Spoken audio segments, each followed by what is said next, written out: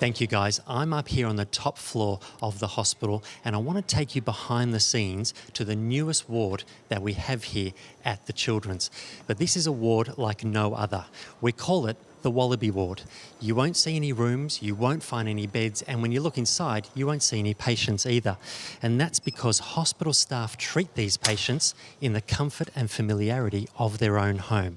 This is a hub of activity where patients can receive antibiotics once or twice a day. They can receive physiotherapy, dietetics, occupational therapy, anything really within the comfort of their own home. And it's no surprise that this unit was the recipient of a prestigious award at the Victorian Public Healthcare Awards.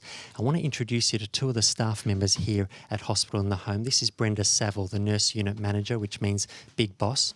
So Brenda, tell me, what is it like to coordinate more than 50 staff here getting out of the Children's Hospital? Thank you, Dr. Golly. It's an absolute pleasure, and I can't believe I'm in this dream job.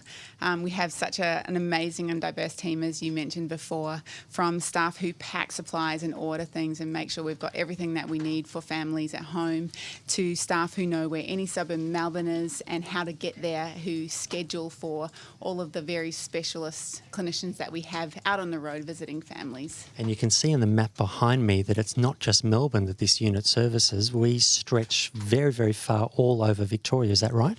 We do, absolutely. We have networks that are statewide, and our staff drive up to 60 kilometres away from the hospital. That's incredible. I want to introduce you also to one of the medical consultants, Dr. Suzanne Boyce. So, Suze, tell me, how does this unit lead the world in terms of hospital in the home treatment? So we are the biggest paediatric hospital in the home service in all of Australasia, and we're constantly developing new ways to care for our patients. So we're really wanting to disseminate all the great things that we're doing so that other centres can actually follow our example. And what sort of feedback do you get from patients and their families about the experience of being treated in their own home? Well, we have consistently excellent feedback from patients and their families, and it's such a privilege to see families in their homes. You see them when they're on the wards, and then you see them when they're at home, and you realize what a difference being at home makes for them.